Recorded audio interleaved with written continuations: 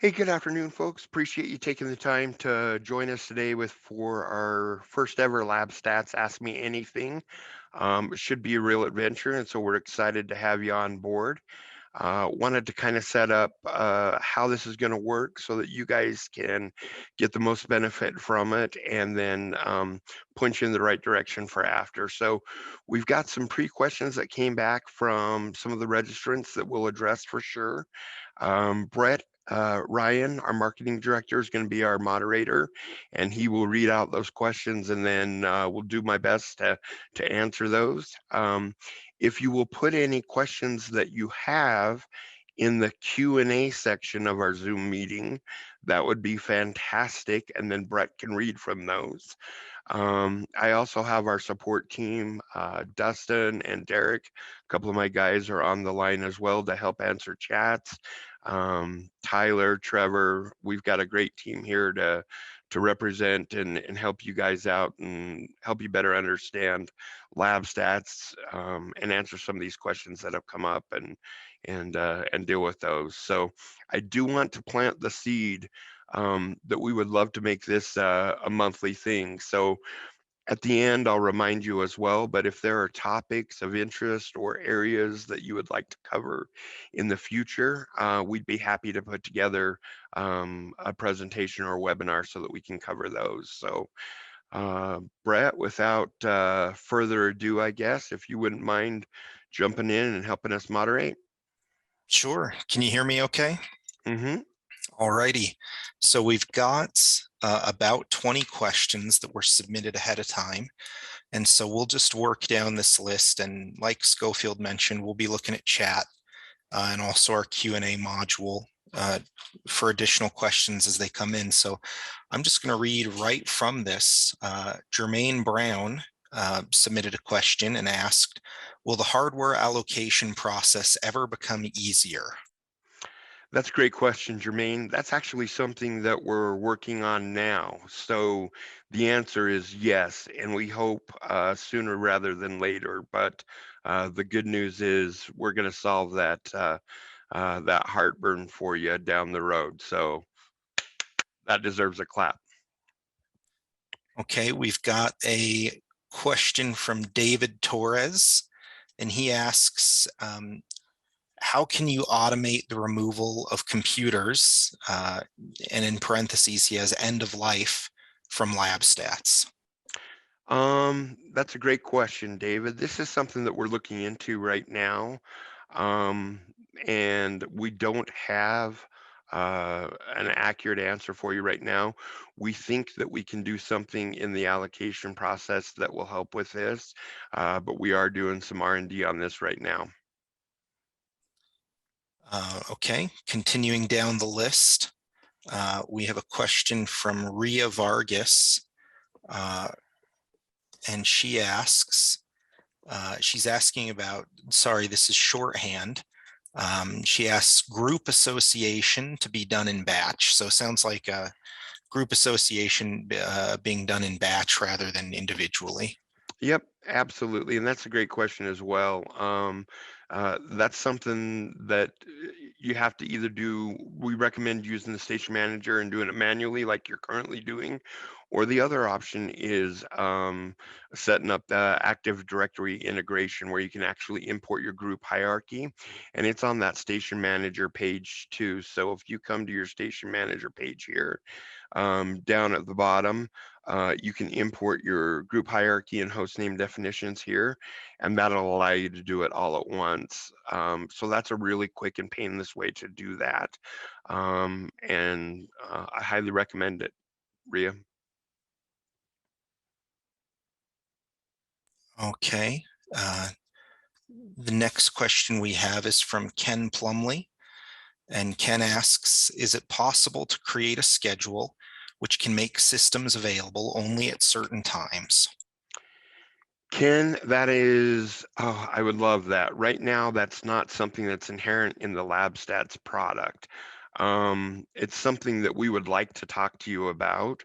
So let's catch up sometime in the coming days. I know that nobody's busy with the end of summer and fall coming, but let's make it a point to catch up so that we can better understand what you're wanting to do on that. And then Brett, there was another one that was related to schedules down here too. Can we address that one? I think it's 19. Yes, so this one, 19's about, that question's about scheduling reports. You want me to go ahead with that one? No, actually 11, sorry. Okay, sure, yeah. That one was from Michelle Rudder. And yes, Michelle asked, are there any new scheduling features in the making? That's another one, Michelle, that I would love to chat with you about.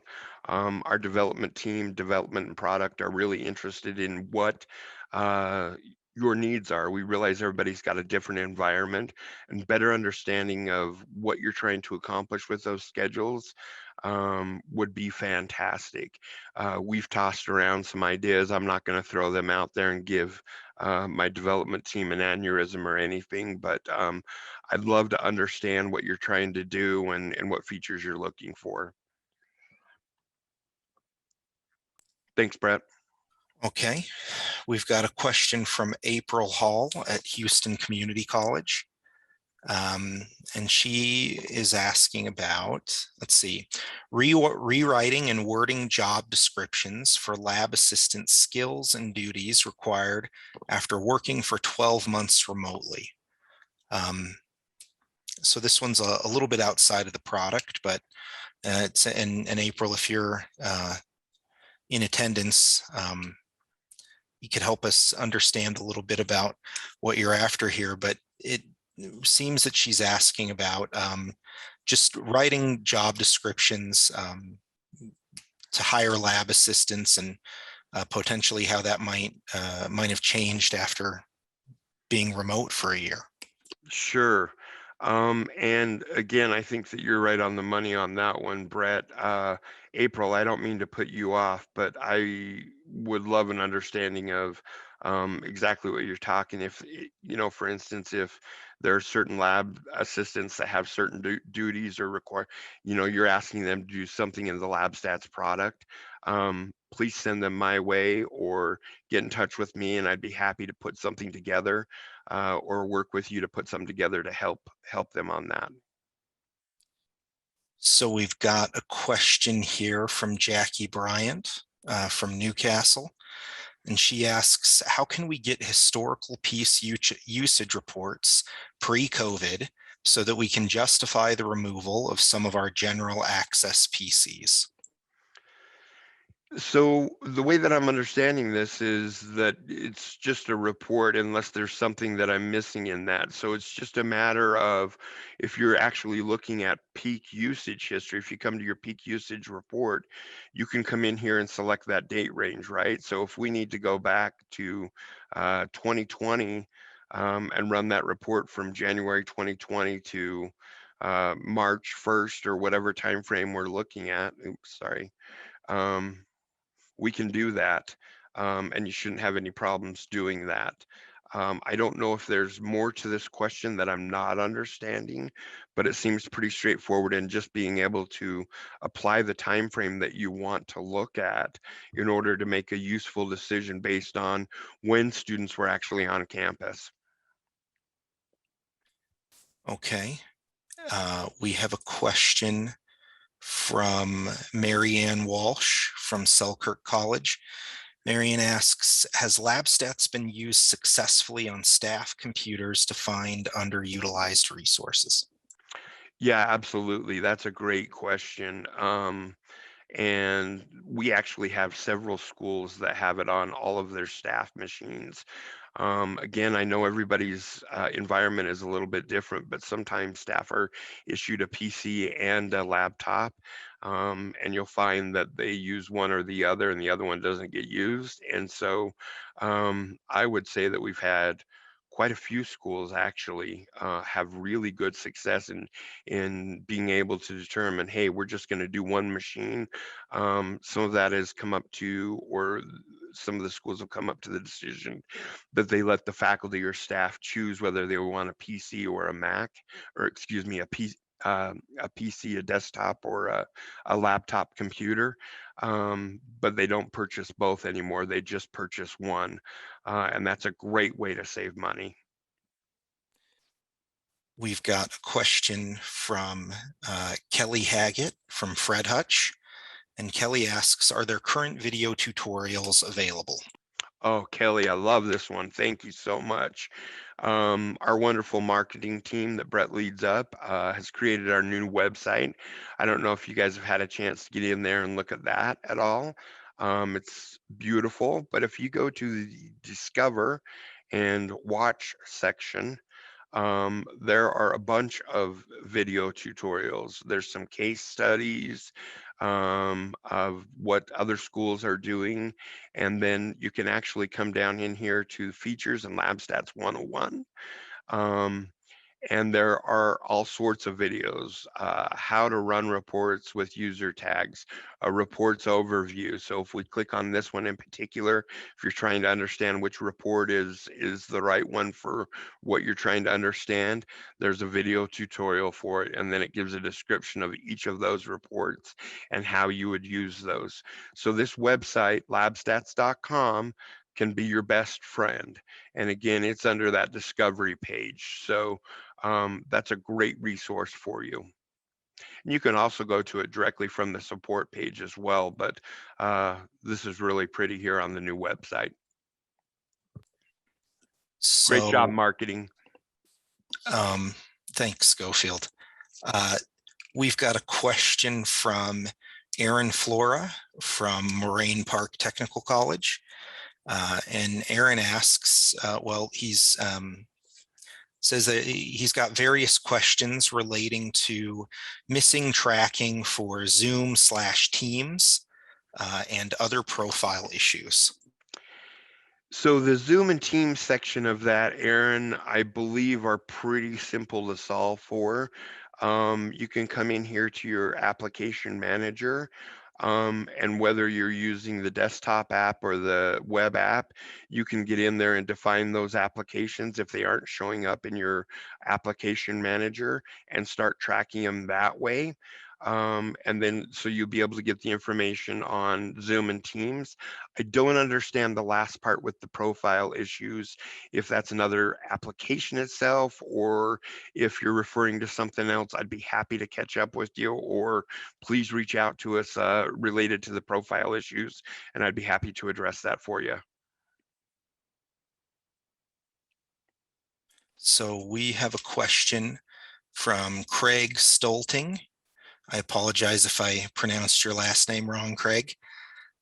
Craig asks, how can non-persistent virtual desktops in VMware Horizon View that are not used by the same clients stay in their groups? This is a great one, Craig, and you're so much more smart than I am on this one. It's a good thing I have a team that helps me a little bit on some of this stuff. What we recommend is configuring the desktops to utilize a consistent range of MAC addresses, or using a fixed set of host names to keep them in their same groups. If you need assistance with that and setting that up, or getting some help walking through that, please reach out to us at support@labstats.com, and we can take good care of you and help you with that. That's no problem. Thanks, Craig. That was a good question. We have a question, or actually, you know what? I'm going to hop over to our Q&A module here. We've still got more questions that were submitted beforehand, but we'll dip over here just for a bit of variety. So Royce Moore asked, why when running a login summary are stations that have had no logins not showing up in the report? It would be helpful to have those stations listed with 0 for a login count. Ooh, I love that one too. We're working on or talking about trying to fix that null value. We have an excellent tutorial, finding 0 in your LabStat support site. So if you go to support at labstats.com. This is a quick video that walks you step by step through how to find zero use on your hardware and your applications.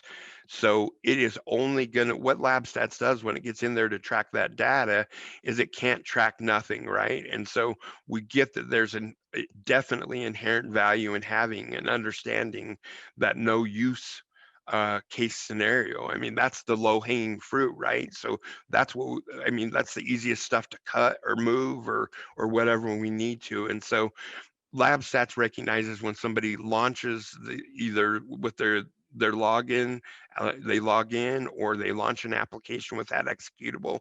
They recognize that. They don't recognize that no, it doesn't recognize that no value. But you can pull a couple of reports here real quick, and then in an Excel, I can't even talk, sheet, you can see which machines and which applications haven't been used at all. I highly recommend if you're new to LabStats or investigating LabStats, or even if you're old and to LabStats and you've been using this for years and you haven't done this, this is an excellent exercise to perform. It'll really help you out. You might find 5 machines that are down in the basement by the boiler room, or wherever somebody doesn't want to hang out, that just haven't been used in years. So that's a great question. All right, and we'll just go ahead and take this second question in the Q&A module from Jonathan Swaby. Jonathan asks, he says, inventory breakdown. The report seems to fail if I select 3 criteria to report on. It usually works with 2, but sometimes fails at that as well. Why does it fail? Also, any chance we will be able to run this report by group? um that's a question, something that we're aware of. Right now, 2 to 3 is usually the optimal criteria that you can do. We've got a big project that we're almost finished with, that our dev team is Q&Aing, that will give you some more freedom to run more criteria and potentially by group using the API.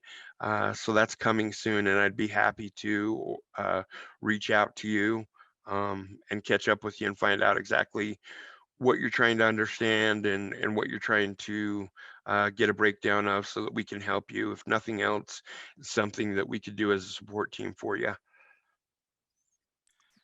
Okay, I am back to the pre-submitted questions.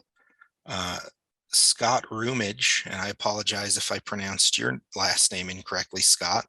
Scott Rumage from Yale asks, could you give us some best practices for incorporating the lab map on electronic signage? Scott, I feel like this one's a loaded question. So typically what people do, right, when you create that map in Lab Maps, when we come over here and we create our lab map, we've got our image. You can save that as a HTML file and then embed it in your school website, post it in your digital signage, in front of uh, kiosks, in front of the door if there's a monitor there. There's a number of different ways to do that. Schools are all over the board. The tricky part, and where I feel like this is kind of a loaded question, is, what does your map look like, kind of thing. And my recommendation is, if you can do anything. It can be a cocktail napkin. The trickiest part of maps, in my opinion, is deciding what image you want. We're all perfectionists and want it to look great. And oftentimes we talk ourselves out of starting something. The other thing that I would recommend is, it depends on where you're trying to display this and how many maps you're trying to display. If it's just a map of the library that's there in front of the library and you just want to show what available machines are there, that's probably going to be a monitor or something that's right in front of the library. If you have a student union building, for instance, that has 3 or 4 labs in it, you can actually set up a carousel view where it switches and you set the time frame, and it'll rotate through those maps and show students where those available machines are in the different labs in that building. So depends on what you're wanting to do. And again, if I haven't fully answered this question, please reach out to us after the webinar when you get a chance, and be happy to spend some more time with you on that. So we have a question from Ian Leeson from Mount Royal University.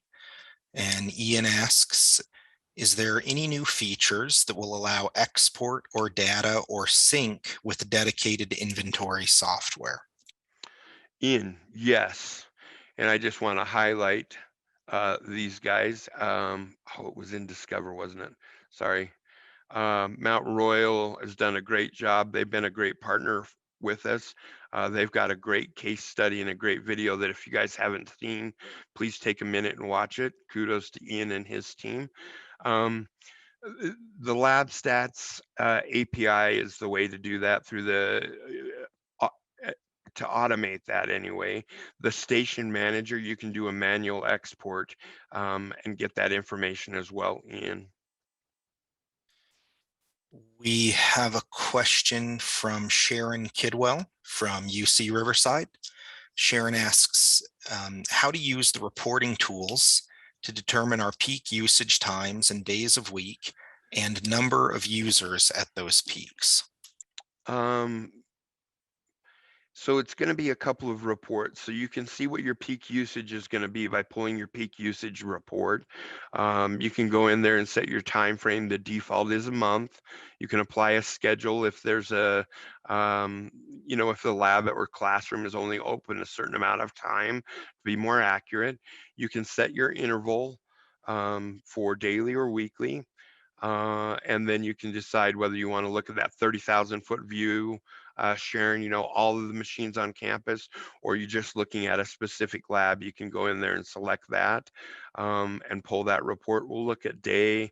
We're not going to apply a schedule. We'll just take a look at a month real quick and kind of show you this. This is your traffic pattern of what's going on during the month, this last month. So per user week, number of users at those peaks. Oh, so this, um, if you, I guess I was getting a little deeper, but this will tell you that at your peak on July 6th, you had 21 users. 12 on the 7th, you had 23. So you can see where that goes up and down, and you can run this report for whatever time frame you need.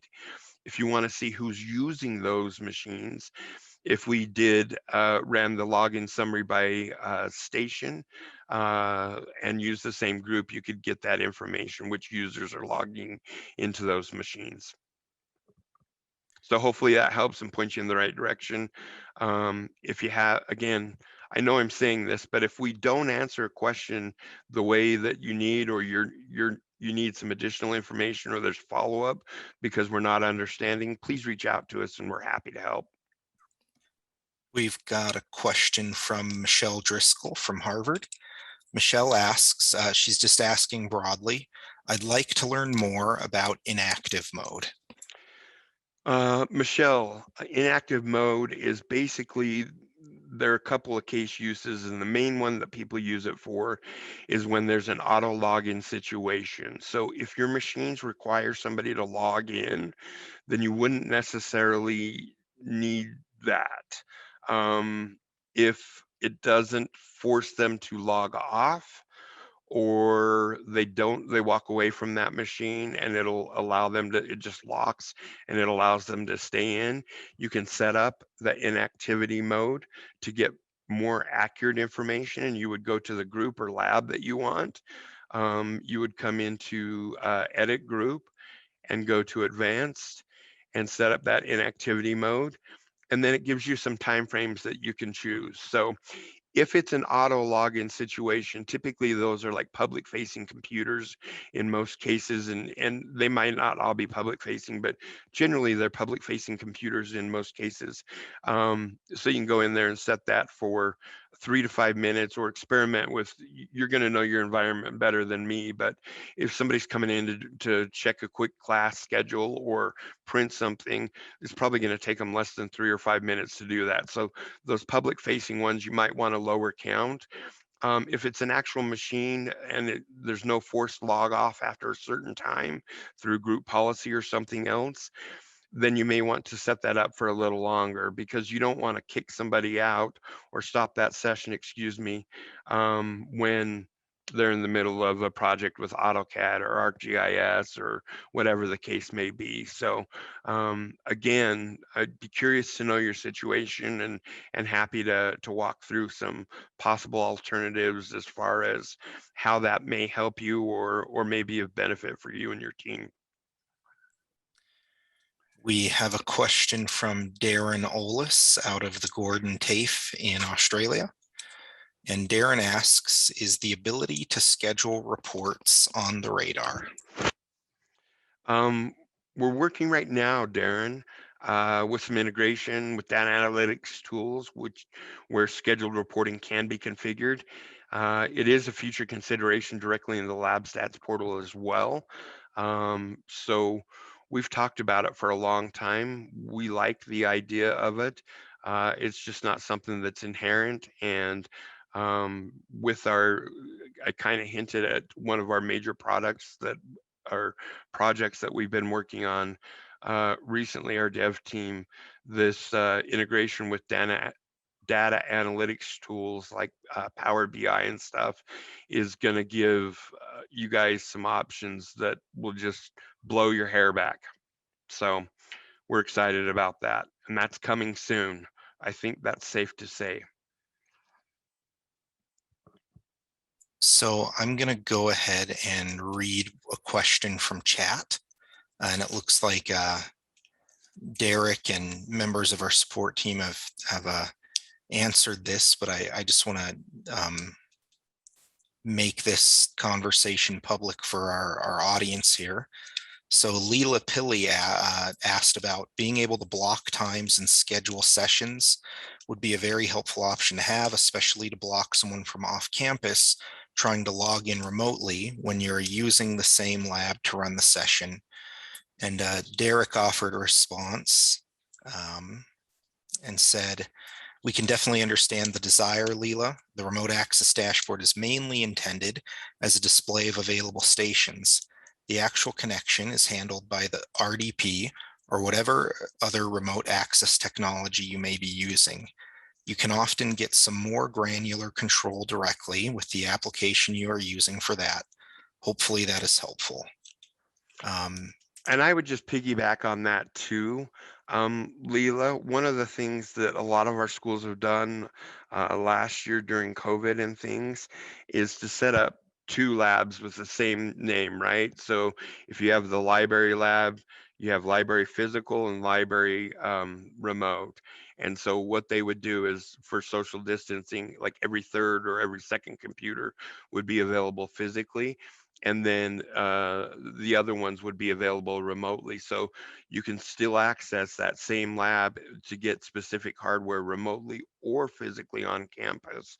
You would just put the machines in either the physical group or the remote access group in order to do that, and then either put like a sign on the monitor or remove the peripherals on the ones that are online, and then you wouldn't have any trouble doing that. And I think that's kind of a quick and dirty way to do it.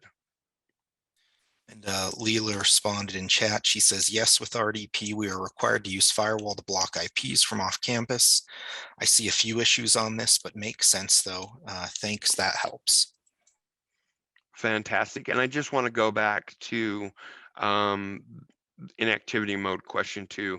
I misspoke. It does not actually kick anybody off, a user off, but it will stop the session. So for instance, if I walk up to a machine and I log into that machine and I'm working on it, and maybe I'm watching a cat video for 10, 15 minutes, and I'm not using any of my peripherals, that inactivity mode, if you set it for 15 minutes, will start a new session when I use use a peripheral, either the keyboard or the mouse. So it doesn't actually kick people off. Um, Okay. Ty, go ahead, Brett. Oh, Sorry. no, you go ahead. Tyler wanted to circle back and highlight the average usage history day report. I'm sorry. Um, oh, sorry. This was in relation to understanding kind of peak times too.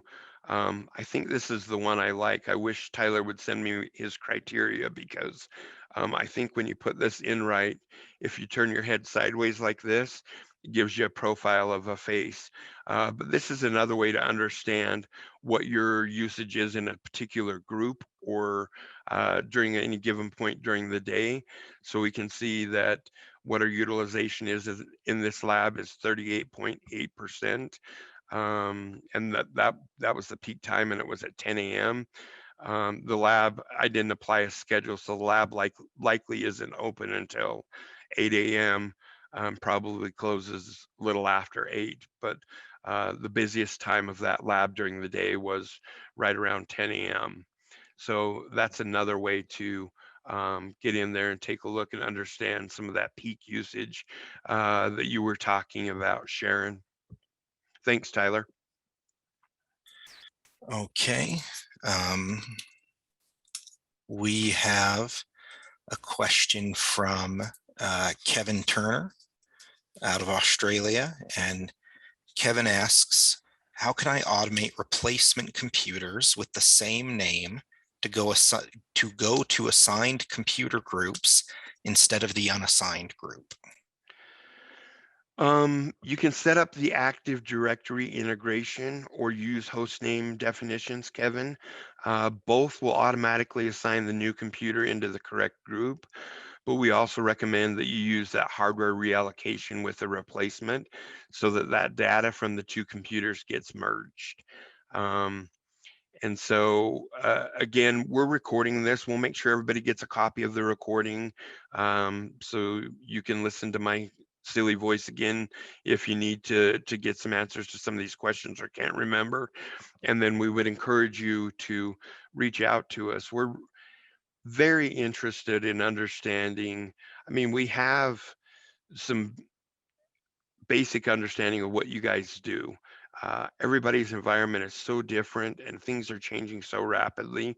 We want to hear from you. We want to understand what you need, what's going to make your jobs, your lives easier, and what's going to help our students.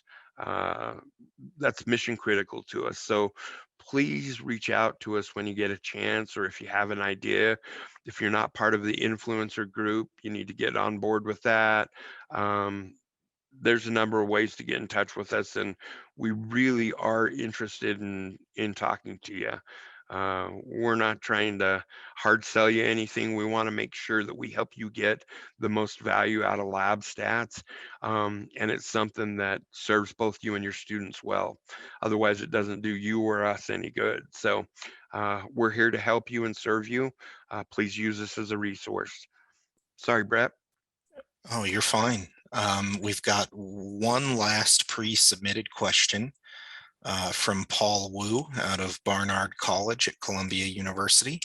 And Paul is just asking broadly about best practices for retiring computers. Um, this one you'd want to use the hardware reallocation as well, Paul. I highly recommend that you decommission those stations. If you go to the admin and the hardware reallocation in the admin side of things, there's a wizard, but it will actually allow you to decommission multiple machines at a time.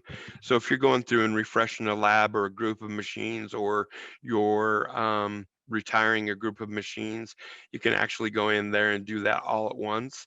But that way, that archives that historic data for you so you don't lose that, and it frees up the license that that machine was taking. So I definitely recommend decommissioning those stations in hardware reallocation.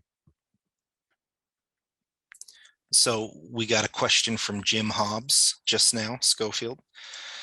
Jim says, I'd like to see the ability to schedule remote labs availability so we can block out times when the lab is scheduled for in-person use during the day. Is this something we can expect to see in the future? It is not something that's on the docket right now. You're not the first person to bring that up, and we feel pretty strongly about that as well, Jim. We would like to see some additional options in the remote access dashboard as well, where we can have a little bit more flexibility and control in what you guys are able to do. So not inherent. It's not right now on the roadmap. It is something that we continue to have discussions about all the time. There's actually a link in chat that you can sign up for the influencer program. And that's one of the best ways. That goes directly to our dev team and our product manager. And that's the way to get your voice heard. So please don't be shy. I mean, we're not offended. We want to make sure we get you squared away. So keep that in mind. I know we're running out of questions and everything, but we really are passionate about serving you and your teams and making your lives easier and the students happier and more successful in their studies. Last year was crazy. This year's, who knows what's going to happen, and we're all going through a lot of changes. So anything that we can do to serve each other and be good partners, we want to do that for you. So just to plug the influencer group just a little bit. So our product team, our head of product, Trevor Paisel, and our product manager, John Felushko, they manage a influencer group. It's the LabStats influencer group. I posted a link to a Google a Google form in chat, and it would just really butter their bread. They're on a mission to solve your guys, the challenges you experience in your work, some of the things you're trying to do. Schofield's acknowledged it a few times in this webinar that every environment's a little bit different. We're always trying to improve our understanding of the challenges that you encounter in your workday and how you go about trying to solve those and what role LabStats can play in that. And so the influencer group it's a group where our product team will often go very directly for insights. We'll occasionally bounce ideas off that group, but really just ask very directly and have those conversations. And they do utilize that, those answers, those discussions, that feedback when they're talking about, well, what do we build next? Where are we taking LabStats next? And so if you really want to get in Trevor and John's ear and really let them know, hey, we need this thing, or this is something we'd like to see, that conversation is pretty valuable to us. And we'd love to have you join that group. Jonathan Swaby's asking, how about you tell us what's in the pipeline? People want to know what's coming. What can you tell us, Schofield? Probably our biggest one is one that we've kind of hinted at is we call it data portability, but being able to move data into some of those analytics tools, Power BI, that sort of thing, will allow you to pull a lot larger reports with more data in a quick manner. We're really excited about that one. It is really close to being done. Like, we've got a bunch of templates that we have put together, working through the Q&A process right now. And those will, like I said, they'll blow your hair back. They're going to be amazing. That one's slated to come out relatively quick. Trevor's on here right now, so I don't want to lose my job, but you might even be able to hold your breath that long. Not quite that quick, but they're coming out quick. The other major one that we've got coming out, or that we're working on right now, and we would love feedback on. John Falushko, our product manager, has been reaching out to schools and chatting with them. And again, we know everybody's environment's different, but we're trying to fix and make the hardware reallocation better. The project right now is called Stuff in Space. You know, how are you guys? We've got a couple of theories of how this would work. We want to make sure that it's effortless for you guys, that it's not something that you have to go through and maintain. We've talked about a couple of different ways to do this. So if you guys have any thoughts or suggestions on that, we would definitely welcome how you manage your machines now when you move them or replace them or decommission them.